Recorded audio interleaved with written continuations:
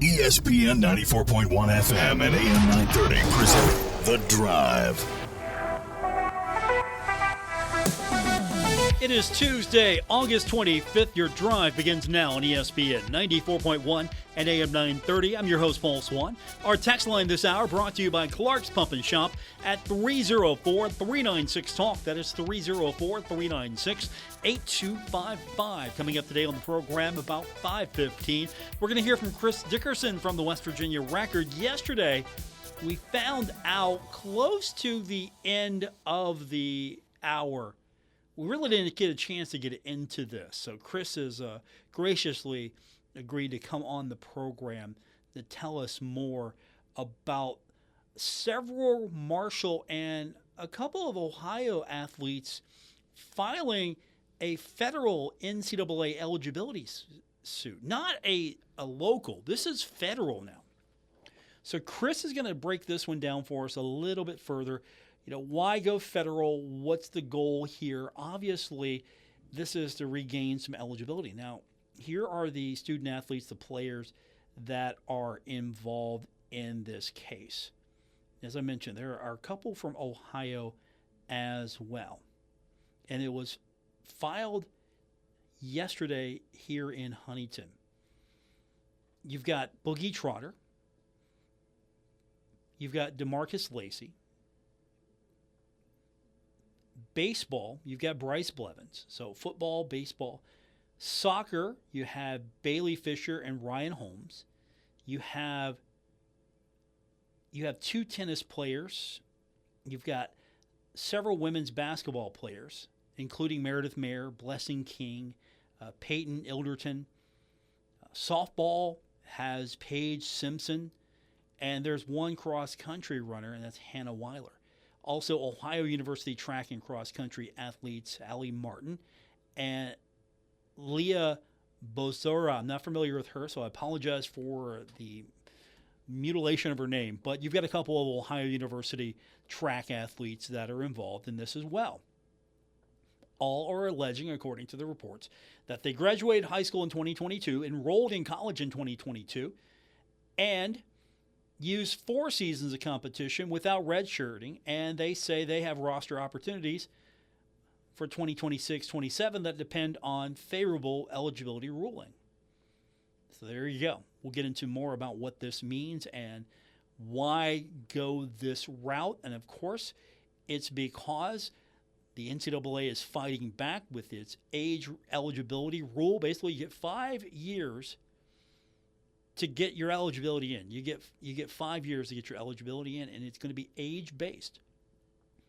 And your clock starts depending on when you turn of age and when you enroll in college. If you enroll in college first, it begins. If you enroll in college after you turn, depending on when you turn, your clock begins. That's the nutshell version of this. Of course, we've been going over this ad nauseum. So Chris is going to join us in a few minutes. And then we've got some interesting things to follow up on as well. The Big Ten coming out with some bold statements today. The Big Ten passing a rule which is going to prevent players, barring them from returning to college football from the NFL to play for a Big Ten school. And this was unanimous from all the athletic directors. There are multiple lawsuits that are out there right now, and there have been players that have been eliminated from their NFL team. They've been dropped, they've been waived, whatever, they've been cut. And so now they're coming back to try to get that 5th year of eligibility. And, of course, Lane Kiffin is at the center of all of this, not directly, but he's at the center of all this, because Lane's basically saying, look, if they're eligible and they're recruitable, you know, someone else is going to do it. I'm going to do it. And we even had Ryan Day talking about, like, look, hey, if it's allowed, we're going to have to look at it. We're going to do what's best for Ohio State. But the Big Ten saying no. And if there's a violation, it's going to result in a coach suspension of 50% of contest and an institutional fine. So you hit the institution in the pocketbook where it counts the most. This is similar to what you see for ghost transfers, for players who leave one school for another without entering the transfer portal. Now, the Big Ten announcing this rule, we're waiting to see what the SEC will do. We're waiting to see what the ACC will do. We haven't seen any such ruling just yet. There are players that would be impacted by this rule. There will be some players that would absolutely get in under the letters of the rule. Here's the rule. Prohibits football players who have signed a professional contract, were on a professional roster at any point, or declared for the NFL draft as an underclassman without withdrawing from maintaining eligibility for athletic competition at a conference institution. So if you declared for the NFL draft and you didn't withdraw, that's going to help you. At the same time, though, you know this is going to be challenged. And we're not going to see this, hopefully, with the class of 2023 and onward. This is a class of 2022 issue, and it all stems from, again, there's money. That's it. Money. Well, I can't make it in the NFL right now, but I have college eligibility, and I could probably get back in, play that fifth year, improve my spot, improve my case, get paid for coming back, and give it a go again for football, for basketball, baseball. Now, again, that's not the blanket statement for all student athletes. That's not the blanket statement. Some want to come back just for the opportunity. Some, there are financial opportunities out there. Let's be fair about this. Some for the love of the game, some for the love of the paycheck, some for both, some for different reasons. Or they feel like, hey, why are we being the ones cut out? We should have the same opportunities as those that are coming after us. Why are we the ones cut from this rule? So we'll get into all of that. Take your text at 304-396-TALK, 304-396-8255 to be a part of today's show here on ESPN 94.1 and AM 930. Chris Dickerson is going to join us in a few minutes from the West Virginia Record to kind of tell us a little bit more about this case, what he knows about it. Also, we've got baseball action coming up tonight. Pirates going to win against the Padres, 3-2 in 12 innings. Game number 2 coming up tonight. We go on the air 9:15, ESPN 94.1 at AM 930. Giants got the better of the Reds yesterday, 5-0. Game 2 of that series tonight at 9:45 in San Francisco. And the Guardians beat the Angels 4-2. Fifth straight win for Cleveland. We've got Game 2 of that series coming up tonight for your entertainment pleasure at 9:38 in Anaheim. College soccer yesterday. Teams of note that we follow, well, okay, our sports director, news director, whatever his title is. I don't even know Billy's title. This is his score sheet, by the way. WVU gets the win over St. Bonaventure 1-0. Ohio State beats DePaul 6-0. Louisville beats Kentucky 3-2. Only 2 of those scores I actually care about because Marshall plays Kentucky, Marshall plays West Virginia. There you go. You have it. You've been updated now. When we continue, Chris Dickerson joins us. We'll get into a serious discussion about what this federal lawsuit means. This federal suit, eligibility for several Marshall student athletes. Chris Dickerson from the West Virginia Record coming up on today's edition of The Drive on ESPN 94.1 and AM 930. Summer is here, and that means more motorcyclists enjoying West Virginia's country roads. When we're on the road, it's everyone's responsibility to keep each other safe. So, give motorcycles a full lane width. Check your blind spots and use your blinker when changing lanes. And allow more follow distance behind motorcycles because it takes them longer to stop. These simple rules will help keep everyone safe on the road. Share the road with motorcycles. This message is brought to you by the West Virginia Governor's Highway Safety Program. Metro Community Federal Credit Union now brings you all the tech that big banks have, but still has that personal touch of a member-owned community credit union. Apple Pay? Got it. Digital wallet? Yep. Message pay by text, online loan payments, even chatting with a real person, not a bot. Open accounts, sign documents, and manage your money all online. It's the big bank tech you need from the local community-minded credit union you trust. Metro Community FCU. Visit metrocommunityfcu.com today. Warning. Final challenge detected. Threat identified. Weekend boredom. Threat level maximum. Power up required. Power up acquired. Live music, local art, food trucks, craft beer, video games, silent disco, community. Power level maximum. Mission ready. Now that's more like it. Power up your weekend at Funkfest X, Friday and Saturday, October 2nd and 3rd at the Ritter Park Amphitheater in Huntington. Experience 2 unforgettable days of incredible live music, amazing food, local artists, artisan vendors, family fun, and so much more. Level up and save by getting your tickets now at funkfest.com. Special thanks to our executive and diamond sponsors, Vandalia Digital, Kindred Communications, The Loud, Marshall University Sustainability Department, Blinko Glass Company, WMUL, Graphic Solutions, The Good Time Show, and Digital Introspect.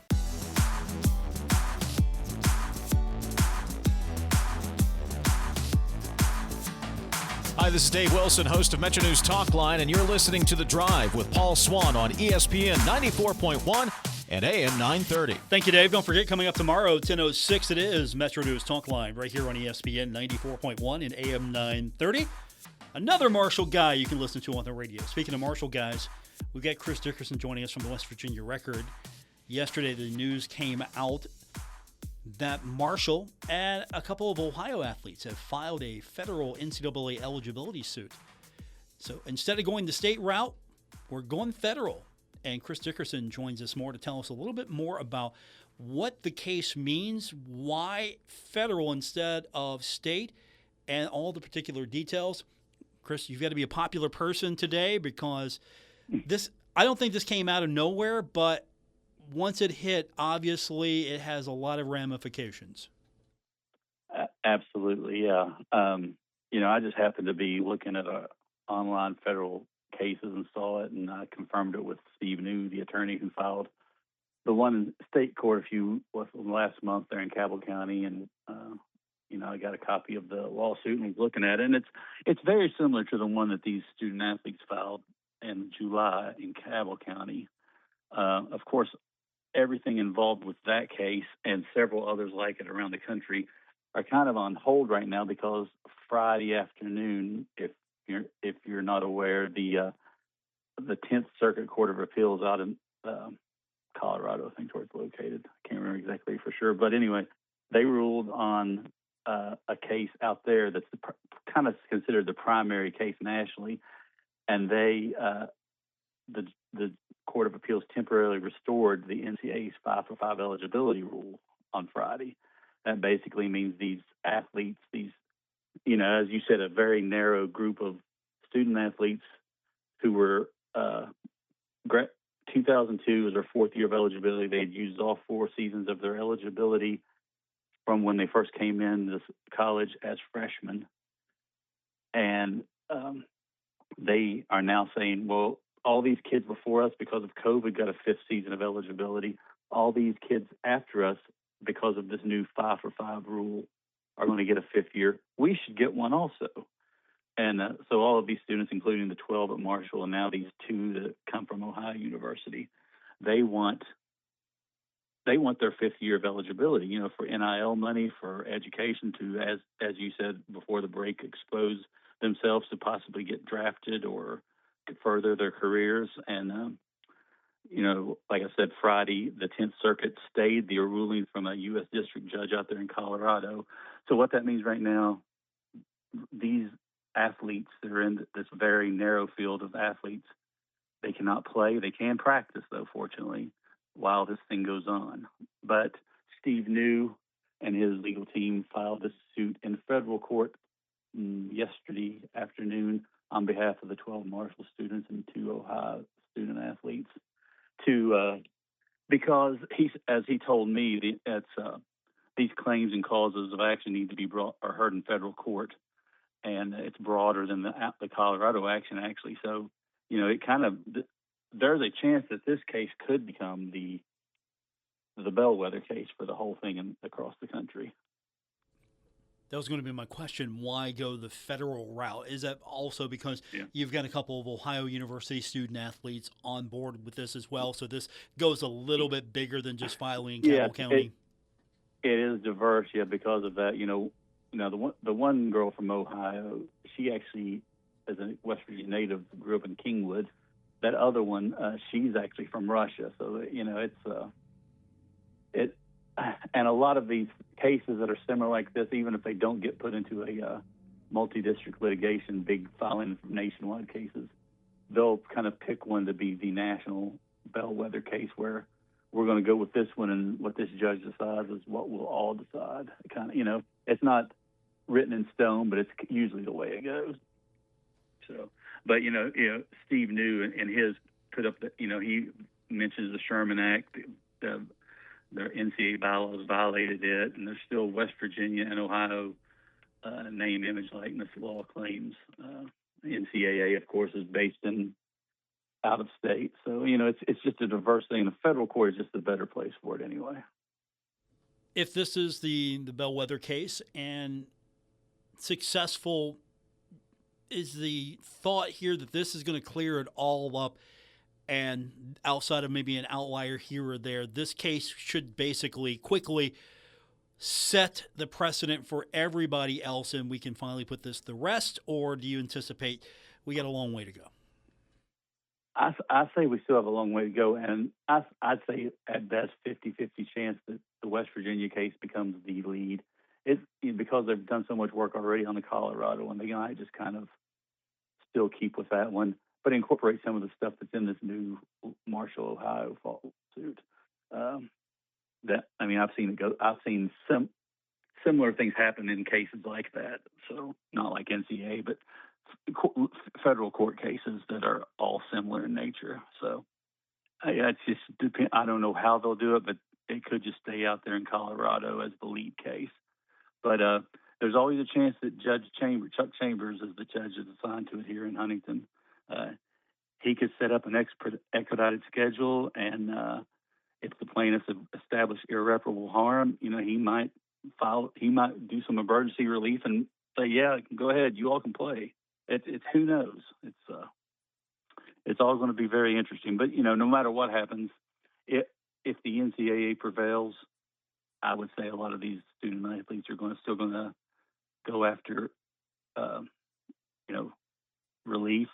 And if the student athletes win, the NCAA is probably going to appeal to the higher courts too. So I'd say this is not done yet, even when we get a final response.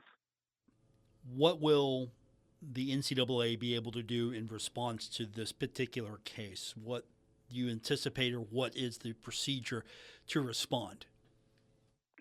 Well, they'll have, there's this timeline set up, and I don't know if Judge Chambers has put in a scheduling order to say when the NCAA needs to respond. They usually have 30 days, but if there's something that's expedited, he could even give them till, let's just say even Friday or a week from to yesterday when the case was filed. Who knows? So, but as far as I know, no expedited emergency relief issues have been filed yet.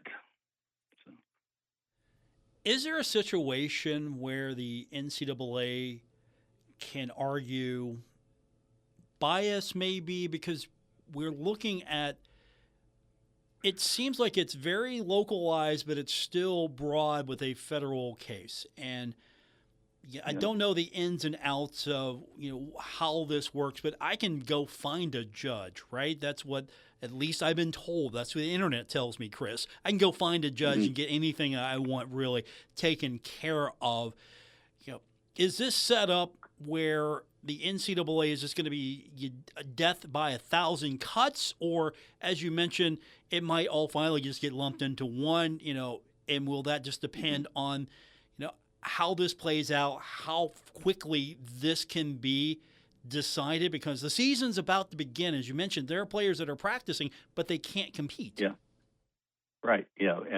And I don't think Marshall has any volleyball players, but we have soccer and we have football players, and I'm sure there's there's several of these cases that I'm filed nationwide. I'm sure there's a volleyball player who's involved there, all kinds of fall sports. They're already going. So yeah, I think it will be expedited, but I don't know. It could go either way, as you said, death by 1,000 cuts, or just all be lumped together. I will guarantee you that when the NCAA files a response to this latest suit, they will certainly mention the 10th Circuit ruling from Friday. Say, the 10th Circuit's already ruled on this, and they said this, and that's why the case should be dismissed. And it just depends who has made the better argument, that Steve New and his legal team, or the NCAA its attorneys. So we'll just it's one of those things. It's hard to say how it will happen. There's been several instances when something is put on the back burner and say, yeah, we're going to give you a stay right now, and you can continue practicing and playing, or we're going to give you a stay, the NCAA a stay, and say, no, it's done. These athletes can't practice. They can't participate in games. It's over. While the litigation is still pending. And then, for example, if they give the stay right now to the NCAA and say, these kids can't, maybe they can practice but can't play until it's ruled officially, it might come back in, let's just see, December, just picking a date out of thin air, and then they'll say, well, they've got to figure out something to do with all those fall sport athletes. I don't know what that answer will be. Who knows? But then it would be decided officially before all of the winter and spring sport athletes what they can do.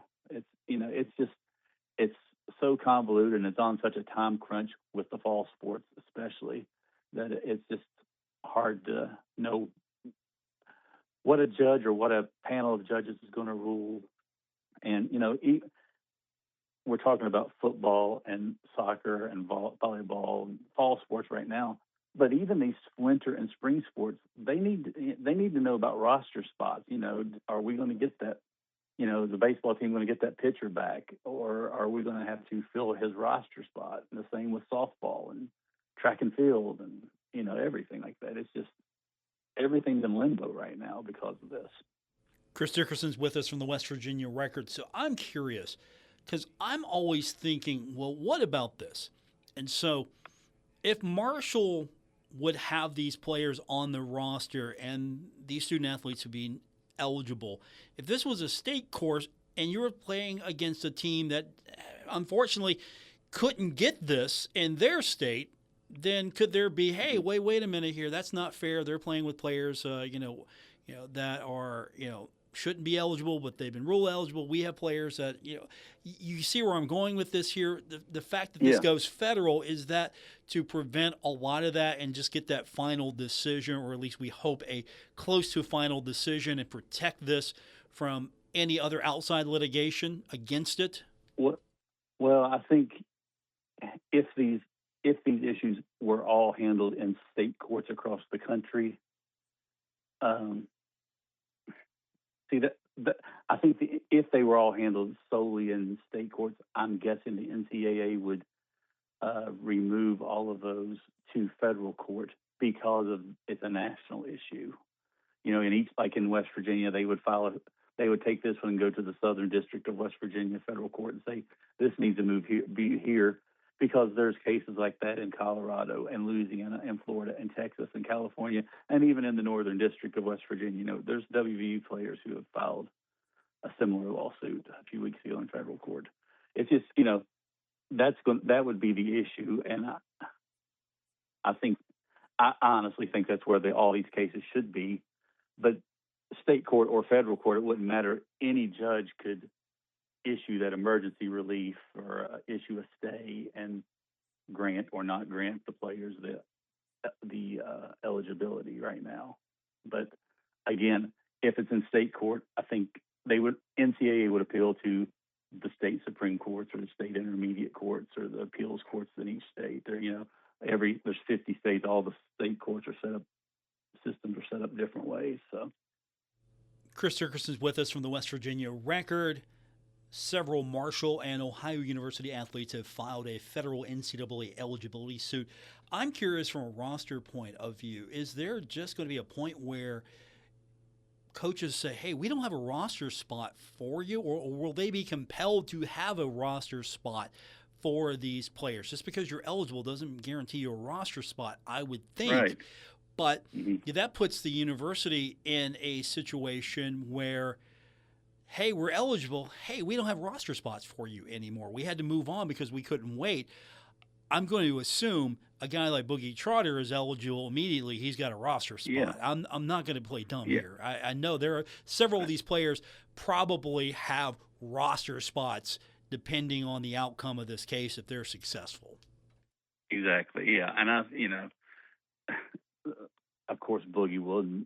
You would think Meredith Mayer and Peyton Ilderton and Blessing King would all have their spots on the women's basketball team, and Blevins on the baseball team for sure. But yeah, there's some of these kids that they're definitely going to have a roster spot made for them. There's going to be some that aren't probably. And these coaches they're in such a tight spot right now because they're what's Julie Folks waiting on is with while I may have Meredith and Peyton and Blessing, I may not. That's 3 spots on a team, and how many does the women's team carry? That I can't remember off the top of my head now. How many are on the roster? Is it 15? I mean, that's a good chunk, and it's 3 well-deserving players who obviously would make an impact on that roster. Chris Dickerson's with us from the West Virginia Record. The news coming out yesterday that several Marshall athletes, along with a couple of Ohio athletes, have filed a federal stay against the eligibility restrictions, the 5-for-5. What's the overall feeling that you're getting from any conversations you have, from these student athletes? Maybe not the ones that will have the greatest NIL value, but from some of the others, is it just, hey, we want to have an opportunity? Because money's involved, as we mentioned. Roster spots are important for money because of the NIL deals, but there are some that just want to play, but others, they want to play and they want to get paid as well because this is a financial opportunity for them that's going to be taken away from them if this eligibility rule holds.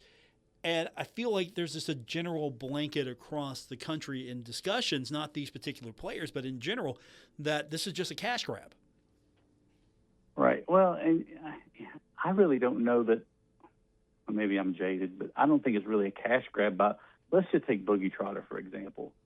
He comes, if he is eligible to play, he might get some NIL money, but it also might increase his stock for next year's NFL draft. And that's huge. Both of those are huge. Same with Ilderton and Meredith Mayer and Blessing King. I know that Meredith and Peyton had NIL deals. They would probably get those back, might get more. And again, it could help their draft status for the WNBA. I don't know what their future holds, but it's not going to hurt anything if they come back and have monster years. But yeah, there's a lot of them that they just want to continue playing and they want to represent Marshall University. They want to compete. That's what they've done. That's what they love doing. And yeah, they get some of them might not get much scholarship money, but they get scholarship money even if they're not getting NIL deals and drafted by major pro leagues and all that. It's still important to all of them. And to answer your question earlier, I just want to double check before I spoke. It's 15 for the women's team. That's how many roster spots you have. Okay. That's well, due to the House settlement. I said that other Ohio University student athlete, she's not from Russia. She's from Worthington, Ohio. I don't know where I got that, but I went and looked it up to make sure. It's okay. It's okay. You know what? I've misspoken plenty of times on this show, and that will continue, and I'm okay with it. I've come to terms with it. Sometimes we just make mistakes, Chris. Yep. Chris Dickerson with us, the West Virginia Record. So this case will continue on. Can other student athletes be added to this? Is there time for that? If because I saw a few names on here. I'm thinking, is there anyone else that could be, willing to jump on board with this? Mm-hmm. There could be. I am not 100% certain, but I think that all of the Marshall athletes who fit that very specific window that they'd use all 4 years of eligibility in their first 4 years of college, I think all of them that wanted to continue, or maybe all of them in whole, are already on that list, are on that complaint for Marshall. But if there are others, yes, I'm sure that they could add. You can add plaintiffs or defendants to cases later on. As it's if they found out one of a senior football player wants to, or one of these 4-year football players that's eligible decided that he does want to try, I'm sure that Steve New could get him added as a plaintiff. More details available at the West Virginia Record. This is probably a case that's not going away anytime soon. Yeah. Thank goodness we're not dealing with NFL players wanting to come back to Marshall. Thank goodness we don't have that issue. Not yet. Not yet. But, and I'll keep covering this case. It's one of those cases that I'll check the federal filings every day and see if there's anything new in it. So. Does Randy Moss have any eligibility left? Can he come back? Boy, wouldn't that be nice? Wouldn't that be nice? Troy Brown, Chad Pennington, maybe? Come on. Chad Pennington, yeah. Let's bring them all back for one more year. Darius Watts, let's just go. 4 years. Yeah. Let's just load it up. Come on. Let's just bring the entire 1996 team back. Why not? Rakeem Cato. He played pro in Canadian football, but is that really pro? Well, he got paid in colorful money, so I guess he did get paid. Okay, that's fair. I was just going to say, Canadian football. Well, that's not pro. Come on, bring him back. Let's go. I'm looking for any hook I can to get him back. Yeah, well, now it's anything's fair game anymore, so let's just bring them all back. Chris, thank you, buddy. We appreciate it soon, and we'll keep an eye on what's happening. And I'm sure you'll see it before the rest of us do. And isn't it great? Know about it. Yeah, isn't it great? Getting college football and athletics is great at this point of the season. It's just fantastic. You just don't know your roster from week to week. Yeah. What did I hear the other day that Rich Rodriguez said he might have every starter will be someone different from last year, which is just so bizarre to me. But that's the state of the game right now. Absolutely, Chris. Thank you. We appreciate your work at the West Virginia Record, and look forward to hearing more from you soon. All right, thanks, Paul. There you have it. Details on the website, West Virginia Record. More coming up, including your text, 304-396-TALK, 304-396-8255. Just remember, I am not a qualified lawyer. I just have opinions. More coming up on today's edition of The Drive. Looking for a financial partner that puts people first? At Huntingtonized Federal Credit Union, you're more than just an account number. You're family. Whether you're buying a car, saving for the future, or looking for a checking account that fits your lifestyle, Huntingtonized is here to help you with friendly local service that you can trust. Stop by the main office at 481 West 8th Avenue in Huntington, or learn more online at huntingtonized.com. Huntingtonized Federal Credit Union, serving our community and helping our members achieve more, one financial goal at a time. Hometown Chevrolet is your home for the new 30-mile-per-gallon Chevy Trax SUV with 2.9% financing available. They also have 0% financing for a full 5 years on new 2026 Chevy Silverado 1500s, plus no payment for 90 days and free oil changes for life. Their used vehicles are priced to move with the payments you want. From low APRs to credit rebuilding, they've got you covered. Together, let's drive. Hometown Chevrolet, Waverly, Ohio. The heartbeat of America. Everything you need right here at home. Offer ends 8/31/26. Looking for more than just a job? Build a career with C.J. Hughes Construction in Huntington, West Virginia. For more than 80 years, C.J. Hughes has been building the infrastructure that keeps our communities moving. And now they're looking for great people to join the team. They're hiring CDL dump truck drivers, Class A starting at $26.50 an hour and Class B at $23.50. They also have openings for heavy equipment operators, laborers, servicemen, and fusion professionals, pipe layers, and flaggers with competitive pay based on your position and experience. If you're you're reliable, have a strong work ethic, a valid driver's license, can pass a pre-employment drug screen, have a clean background, and are willing to travel, they want to hear from you. Enjoy competitive pay, medical, dental, and vision insurance, a company match 401k, paid vacation, and opportunities to grow your career. Apply today at cjhughes.com or call 304-522-3868. That's cjhughes.com or 304-522-3868. CJ Hughes Construction, safety, quality, production. This fall, plan a getaway to West Virginia's state parks. Scenic hikes, mountain tram rides, cozy cabins, and brilliant fall color are all waiting along our country roads. Best of all, it's closer and more affordable than you think. Gather your crew and start planning now. Visit wvstateparks.com. What's your favorite high school sports memory? A late inning rally? A game-winning shot? A photo finish? Maybe it's a pep rally or a pregame ritual. Maybe it's the euphoria of a late-night bus ride home after a hard-fought win. Maybe it's having pizza with teammates after the game. Now, imagine if it never happened at all. School sports need your help. With budgets getting tighter, it's more than the games that are on the line. It's all the traditions, the community pride, the culture of your hometown high school. Plus, all those memories that are on the line, too. What can you do? It's simple. Buy a ticket when you can. Go to a game. Take the whole family. Let's do everything we can to keep those cherished school sports memories alive. This message presented by the West Virginia Secondary School Activities Commission and the West Virginia Athletic Directors Association. I want to thank my mommy for loving me so much, for taking me out to the park, for reading me books, for taking me to the doctor when I broke my foot in ballet rehearsal, for leaving me alone when I wanted to be alone. And now, as a grown-up, I'm thankful for being able to take care of you, my dear mom, for having the chance to take you to the park, for reading you those books we enjoy so much, for being able to take you to your therapies after you twisted your ankle, for understanding that sometimes you simply want to be alone. Roles change without us noticing. And in your new role, we help you help. Visit aarp.org/caregiving to get practical health and wellness tips to provide even better care for your loved one. Remember, visit aarp.org/caregiving. AARP. We help you help. A public service announcement brought to you by AARP and the Ad Council.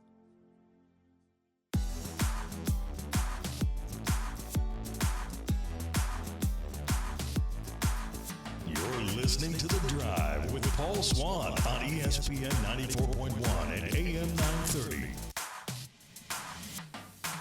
We continue on with this Tuesday edition of Your Drive on ESPN 94.1 and AM 930. Our text line brought to you by Clark's Pump and Shop, 304-396-TALK, 304-396-8255.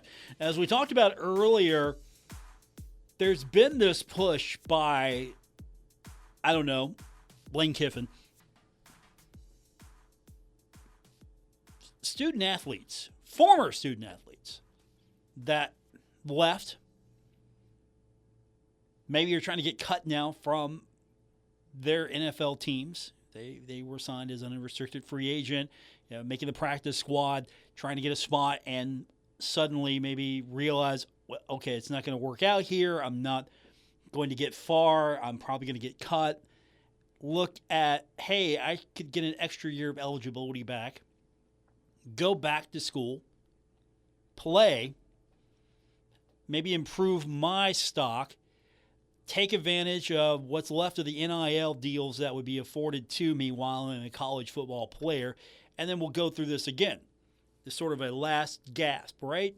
Well, the Big Ten, as we mentioned earlier, has come up with a unanimous adoption of a rule that's going to be conference-wide to prohibit football players that have signed a professional contract, were on a professional roster at any point, or declared for the NFL draft as an underclassman without withdrawing from maintaining eligibility for athletic competition at a conference institution. So this comes out And you might see the SEC and the ACC come out with similar rules.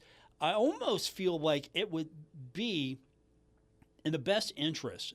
Again, not a legal professional by any stretch of the imagination. I don't know, how this would work, but could the ACC, the SEC kind of share notes with the Big Ten and go, oh, hey, okay, we should have a similar rule. Maybe we can crib some of your notes as well, or we can all come out with this joint statement, or should it be different rules for each conference? Because, again, not a professional lawyer, not even an amateur one, how this will be challenged. Because all you have to do now is challenge this, and you might be able to circumvent this. But SEC releases a statement yesterday. It says that college athletes, not former professional athletes, have been at the heart of the Southeastern Conference. Individuals who choose to leave college athletics, sign professional playing contracts, and compete professionally should not then be permitted to return to college competition. Should not. Instead of just coming out and saying, hey, will not. They will not be permitted. But the Big Ten taking at least the step to prevent NFL players from joining college rosters in any school. And, of course, you've got Lane Kiffin at LSU. A couple of NFL players, 2 NFL players, Daquan Wright specifically, leaving the NFL, parting ways with their teams, and coming back. They played for Lane at Ole Miss, so Lane's like, okay, hey, I got you. I've got a spot for you. But they're doing so because of court orders. And this is going to be so inconsistent from state to state, school to school. And Daquan Wright cleared waivers, is expected to sign with LSU tomorrow. What does that mean for some of the other conferences? Will the Sun Belt, for example, come out with a statement and say, hey, look, I get it, we're not a power league, but we got to hold the line here. We can't do this. We got to hold the line. Can't bring back players that have been on an NFL team, maybe got cut. And this is going to impact college athletics for this year, because this isn't going to be the class of 2023, the class of 2024. This is not going to be coming up every single year. This is a unique, as far as I understand, a unique situation with the class of 2022, scrambling those that want to return to find eligibility, get eligibility, come back, take advantage of NIL deals. And, of course, I think it's one thing if you are looking for a 5th year and you haven't made a professional team. It's another thing when you were on an NFL roster. You had moved on. That was the whole chain of command here. You go to junior high or middle school. You play for your little middle school team, and you play a junior varsity. You move up. You're playing for the high school team. You're playing varsity. Yeah, and then you have the whole. I'm going to put several hats, and we're going to have thousands of these press conferences across the country of student athletes telling us where they're going to go and make a big deal out of it. And then go to that school. And then you graduate college. And if you're good enough, you get drafted by the NFL. And then you continue your career. If you're not good enough, or you can't make a roster, doesn't have to be, one or the other. You could be good enough, but don't make a roster. You've got some other opportunities out there. You can make the practice squad. Or you can play in one of these upstart leagues. You can play Canadian football. Make a decent living at this. Now, college football and college athletics has been so lucrative monetarily That now you don't see too many people coming out early because, look, there's money to be made at college. I'll make better money in the college ranks than I will starting out, depending on who I am. Now, if you're a big-time college football player and you got guaranteed first-round money, yeah, you're going to take that. But here we are now with this entire, to me, ludicrous concept of, hey, I'm going to leave the pros and come back down to the college ranks. No, that's not the system, because college football, while definitely the developmental team for the NFL, it's not the farm system. It's not the farm team. It's not as if you're dropping down to the farm team it's not like Major League Baseball. Okay, we're going to send you down to AAA. We got to do a rehab assignment. Or, we're going to send you down to AAA, let you work on some things before we call you back up. Or we're going to send you down to the AHL team in hockey. We're going to send you down to our minor league team for a little while. We don't have a spot for you, but, we're going to keep you developing there. There are different avenues here. For NFL, the avenue is college athletics, and so it's very lucrative for these student athletes, football especially, to want to get that fifth year to improve their stock, take advantage of their opportunities monetarily, and try to capitalize. It's just human nature. I want to get the very best opportunity I can. Drop a mill on me, see where I'm at. Drop the mill right now. You can Venmo me the cash if you like. You can PayPal me a few $100,000. If you would like to hire me for a mill, I'm yours. 304-396-TALK, 304-396-8255. We got more coming up on today's edition of The Drive, ESPN 94.1 and AM 930.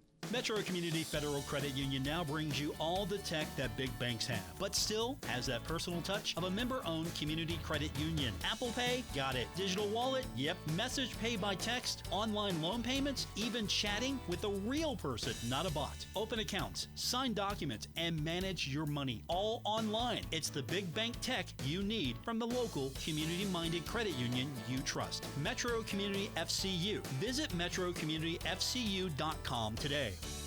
Save big on everything for your landscaping project when you shop at Menards. Make it easy for you to enhance your outdoor living space with the largest in-stock selection of concrete landscape block. Ready to take home today. Create a fire pit or retaining wall with our tumbled Belgian wall blocks. On sale now. Save big on your landscape project at Menards. Plus, check out our weekly flyer on menards.com for all the great deals happening now.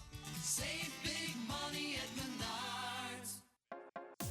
Summer starts here. It's the Moses Auto Mall of Huntington 9th Street Live every Friday night in Huntington.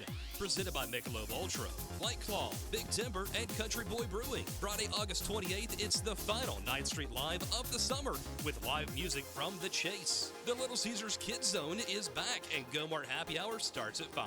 Enjoy 9th Street libations from the Marshall Hall of Fame Cafe, Sip Downtown Brasserie, and Summit Beer Station, featuring Tito's, Milagro Tequila, Rebel Bourbon, High Noon, and Lucky One. The after-show party takes place at Jerks at Pullman Square. Bring your friends, bring the family, celebrate the season, and soak it up before summer is officially gone.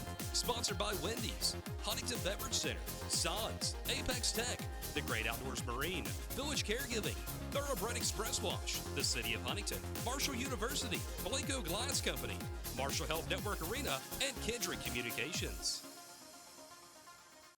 Last night we put on an epic light show. Yeah, we did. The crowd loved us. We love the crowd. Wait, but there were only 4 people out there. Yeah, but did you see their 4 faces? All 8 of their eyes lit up brighter than ours. And we're fireflies. Yeah, we are. Hey, that one girl, she looked like she'd never seen glow-in-the-dark like this before, and we invented glow-in-the-dark. Yeah, we invented it. And we're gonna be out here every night, rocking out our light show at a forest near you. Woohoo! So come check us out. Check us out. And bring your kid, all ages show. Oh, but don't bring any of those glass jars, because they make us kind of nervous. Yeah, and I'm super claustrophobic. Whether you're rocking their world or they're rocking yours, some memories never fade. Come alive with the forest. Visit discovertheforest.org to find a forest near you and discover other cool things to do when you go, like fishing, biking, or even camping. Visit discovertheforest.org. See you later. Yeah, see you soon. Brought to you by the U.S. Forest Service and the Ad Council.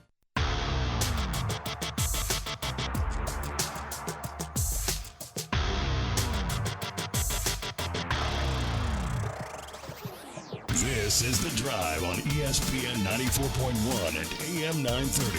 Follow at Paul Swann on X for Marshall sports updates and more. Final segment for today's edition of The Drive here on ESPN 94.1 and AM 930.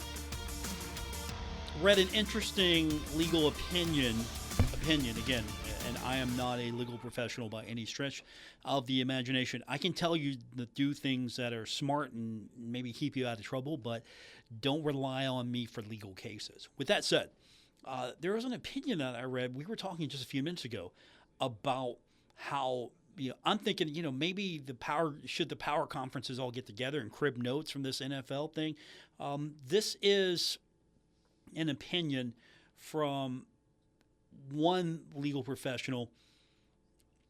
It says that the more each power conference doesn't coordinate with the others, the better off each is legally when the rules are challenged. So basically, if the Big Ten comes out with its rule set and then the SEC comes out with its rule set, which is its rule set and not necessarily identical to the Big Ten, or it is derived independently, it has some variation, it has some different legal wording. I don't know what the protections are, but instead of the ACC, the Big Ten, the SEC, the Big 12 acting together, each acts as an entity upon itself, because really, you can avoid antitrust because, well, the Big Ten won't let me play, so I should be able to force the Big Ten. Well, no, because you can go, if the SEC's taking you, hey, call Lane Kiffin up. The SEC's currently taking you.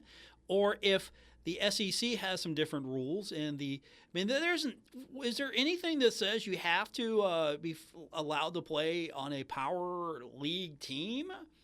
Like, well, the Big Ten won't take me, the SEC won't take. Hey, you know what? The Sun Belt's currently taking you. You can play there. Just again, my offhand thoughts on the whole process. I should have sports law. I should have just went into sport law. I should have went into law, and then I would be a radio sports lawyer instead of giving you disclaimers that, hey, I have an opinion, but don't take it as precedent or fact or anything legal from it. And again, it's just my opinion. There's no law against having an opinion, good or bad. Thank you. That's going to do it for about this edition of the show. We're going to get back with you tomorrow here on ESPN 94.1 and AM 930. Before we go, this is a text. Texter got in here. Says that